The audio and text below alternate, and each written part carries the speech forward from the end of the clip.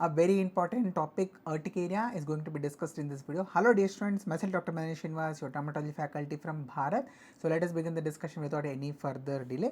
So this was a question asked in the DNB examination December 2025 in the paper 2, test for diagnosis of chronic urticaria and how do you treat the urticaria in the pregnancy and cholinergic urticaria. Coming to the management of urticaria in the pregnancy. So remember, here we should take care that the pregnant woman is not going to be having the urticaria lesions and not going to be distressed. Along with that, we should also be taking care of the fetal safety. So these two are the important points during the treatment in the pregnant woman. And also you should be having in your mind that there could be a possibility of herpes gestationis or pemphigoid gestationis, which is nothing but bullous pemphigoid in a pregnant woman. And also you should be knowing the possibility of PUP. Okay, it is polymorphic eruption of the pregnancy. Pruritic urticarial papules and plaques of pregnancy is the other name for this. So these two are very important DDs which you must know in a pregnant woman. So what can be the management here? Directly we are jumping onto the management in a pregnant woman because that was what is asked. So cooling topicals can be utilized, that is bland emollients containing menthol.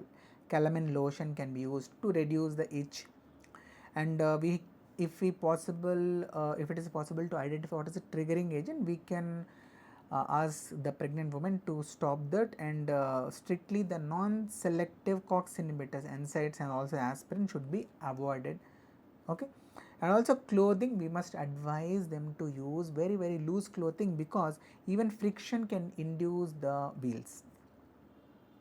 Coming to this specific pharmacological treatment, so first line of systemic therapy is going to be the antihistamines, the Loratadine and also Cetirizine. These are category B medications and these are preferred agents during the pregnancy due to the human safety data is very much available for these medications, and daily it should be taken, not as when the lesion is coming at that time only the patient is going to take. It should not be taken like this.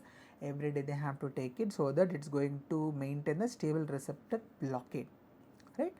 And also this chlorpheniramine, which is a first generation antihistamine, it is having a lot of safety data, so that's why it can be used. But the problem with this is it is going to cause drowsiness, it's going to cause dry mouth and also anticholinergic side effects.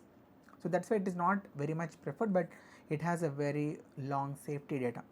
Second line, what we can do is we can just increase the dosages of these antihistamines, so that is updosing, what is called as, and we can use the up to 2-fold to 4-fold the dose whatever we have given initially. And as a third line, when a patient is having severe or refractory urticaria in the pregnancy, then we can give the oral prednisolone, which is a category C to D medication depending upon the trimester, and this is the drug of choice in such cases, in severe and also recalcitrant refractory cases. But you must have it in your mind that if you use prolonged steroid, the possibility of hypertension and also diabetes is going to very high, and also in the fetus there could be low birth weight.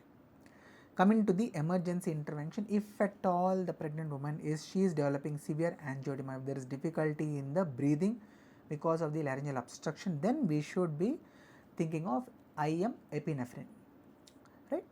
So this is the protocol in the pregnancy video. Students, if it was helpful, please do that like button, and if you want more such videos on a regular basis, put in the comment section. Thank you sir, so that I will get motivation.